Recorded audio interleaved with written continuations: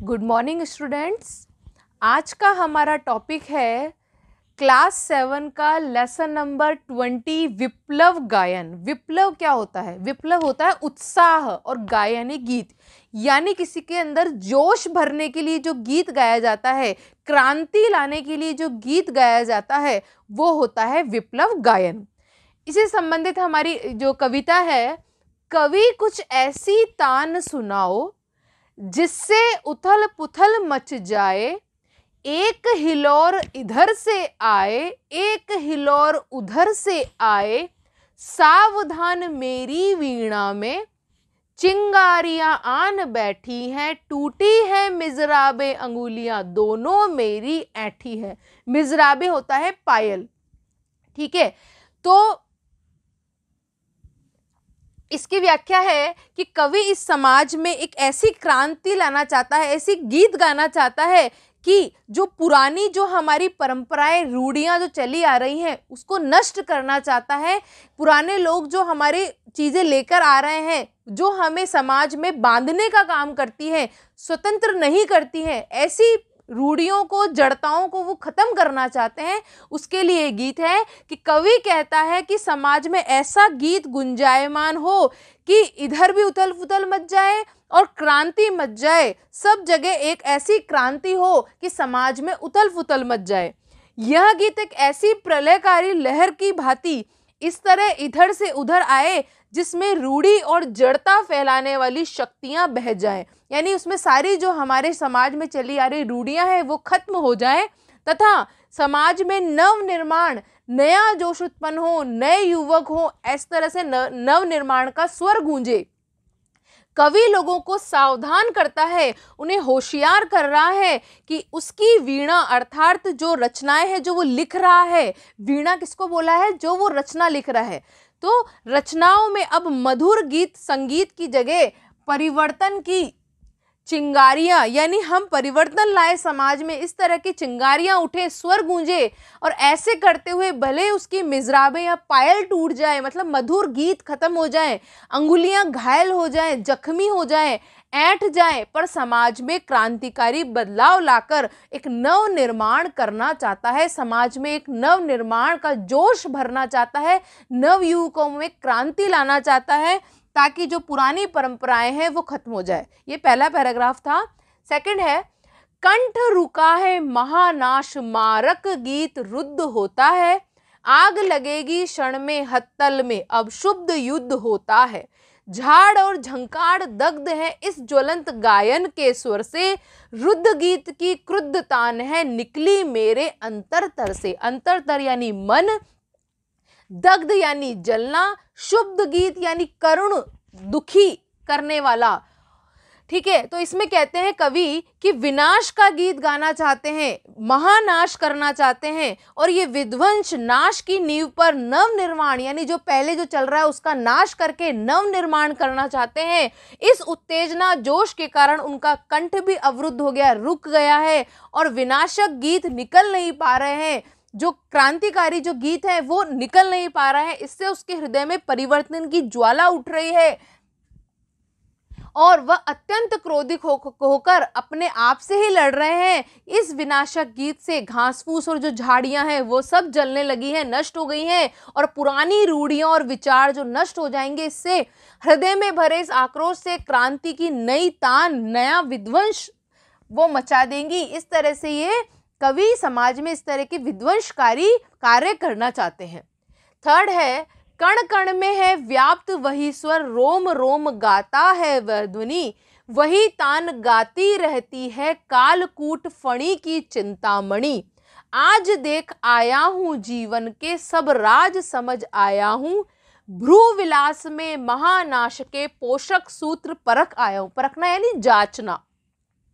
कवि को विश्वास है कि उसके जो विनाशकारी गीत हैं वो लोगों में जागृति, उत्तेजना लाएंगे, और इसका असर दूर दूर तक जा रहा है। परिवर्तन और जो नव निर्माण की बात है वो लोगों के रोम रोम, अंतर मन तक, उनके कण कण में व्याप्त हो गई है, रह गई है। इसकी प्रतिध्वनि भी सुनाई दे रही है, क्योंकि प्रतिध्वनि का मतलब होता है जो हम बात कहते हैं उसका वापस से रिपीटेशन आना। तो उसे प्रतिध्वनि कहते हैं। तो जो वो कर रहे हैं उसके सामने से रिपीटेशन भी आ रहा है, वो लोग प्रतिध्वनि के साथ बोल रहे हैं।